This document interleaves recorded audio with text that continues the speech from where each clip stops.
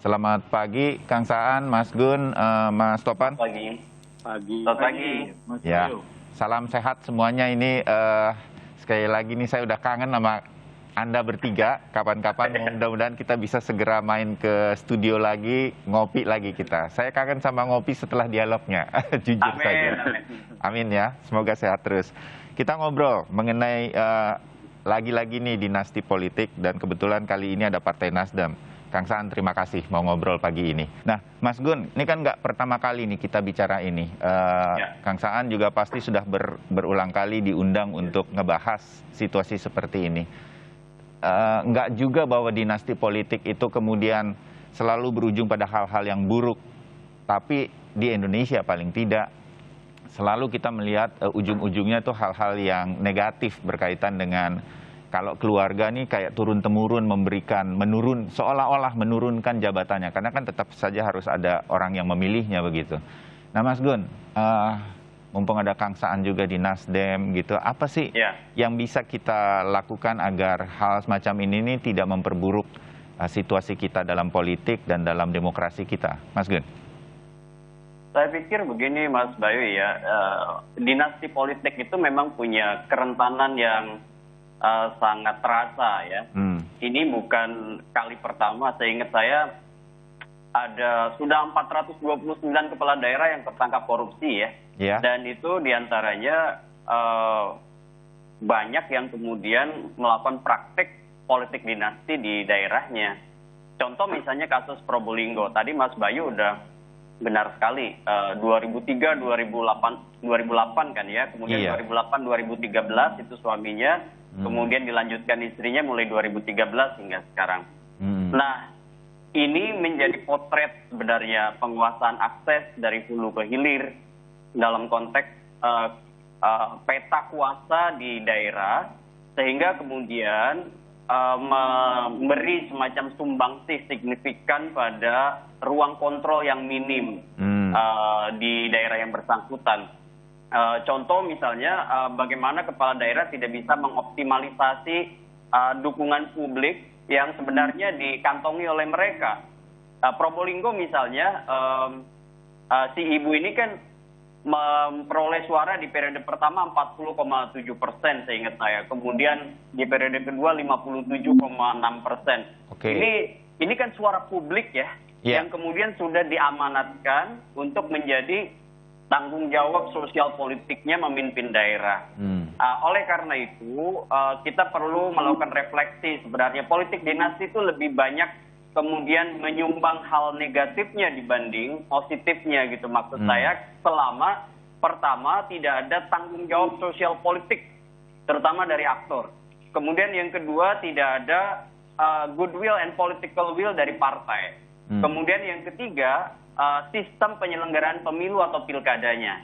Ya, contoh misalnya, sekarang ini kan Mas Bayu ada tendensi semakin membesarnya potensi majoritarian baik di pusat maupun di daerah. Contoh misalnya di Probolinggo kita bisa lihat majunya Bu Puput ini kan didukung oleh Gerindra, PDIP, P3, Nasdem, Golkar gitu ya.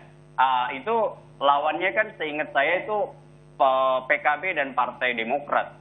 Nah, kita lihat juga kasus misalnya korupsi-korupsi di daerah lain yang kemudian melibatkan ini Mas Bayu, turun-temurun tadi dari bapak ke anak, dari istri ke anak atau mungkin ke menantu. Itu kita lihat kecenderungan untuk membentuk pola majoritarian dalam kandidasi itu lebih mudah gitu. Karena Pak tadi ada penguasaan hulu ke hilir, akses kuasa atas partai-partai. Coba aja misalnya lihat bagaimana mengkumulasikan partai dalam mendukung pasangan calon sehingga menyisakan kekuatan yang tidak seimbang. Itu Mas Bayu. Mas Gun, singkat ya, upaya-upaya yang tadi kita dengar dari Kang Saan bahwa Nasdem sebagai partai politik kepada kadernya selalu mengingatkan apa dan segala sesuatunya, itu cukup atau nggak cukup kalau kita melihat sekarang? Menurut saya tidak cukup hanya semacam himbauan normatif ya. Pertama, partai itu harus jelas punya tanggung jawab lebih, misalnya komitmen untuk memberi semacam punishment ya kepada mereka yang terlibat kasus korupsi, seperti misalnya kalau betul-betul OTT ya tidak ada pendampingan misalnya, ya kan. Itu menunjukkan bahwa partai kemudian tidak menolerir apapun tindakan korupsi yang dilakukan oleh kader. Kemudian yang kedua, pemilunya juga, Mas Bayu, proses threshold itu yang tinggi itu kemudian juga memacu sebenarnya ya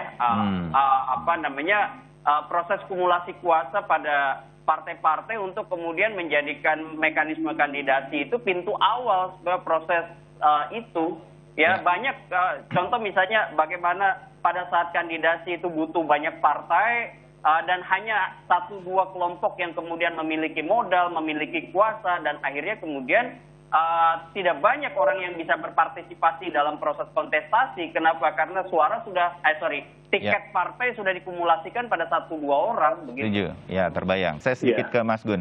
Mas Gun, kalau udah di lapangan seperti itu, hitung-hitungan politik, seperti Kang Saan katakan, pragmatis semacam itu, bagaimana tuh situasinya menurut Mas Gun? Apa yang kemudian bisa kita lakukan dengan situasi-situasi politik kita masih seperti ini, Mas Gun? Oke, kalau kita berkaca pada pengalaman beberapa negara terkait dengan proses dinasti politik ya dalam tanda petik, karena banyak juga misalnya suami atau istri atau anak yang kemudian berkarir di politik dan berebut jabatan-jabatan publik juga misalnya dalam konteks pemilu. Kenapa bagus begitu ya? Menurut saya ini juga bisa jadi pelajaran. Pertama, memang tidak bisa instan prosesnya. Ini yang disebut dengan tidak terjadinya political jumping. Ya, ada lompatan politik, misalnya orang istri atau anak yang tidak punya pengalaman politik, tetapi kemudian dipaksa untuk masuk ke gelanggang karena infrastrukturnya disiapkan. Sehingga dia menjadi pion dari misalnya bapaknya yang punya ambisi. Itu menurut saya kesalahan pertama dalam konteks politik dinasti. Jadi bukan untuk mengoptimalkan sumber daya manusia, tetapi untuk melanjutkan sistem yang tertutup yang kemudian dia sudah bentuk sebelumnya. Itu yang pertama. Kemudian yang kedua, ada proses institusionalisasi aturan dan juga mekanisme di internal partai. Maksud saya partai menjadi sosok guru nih.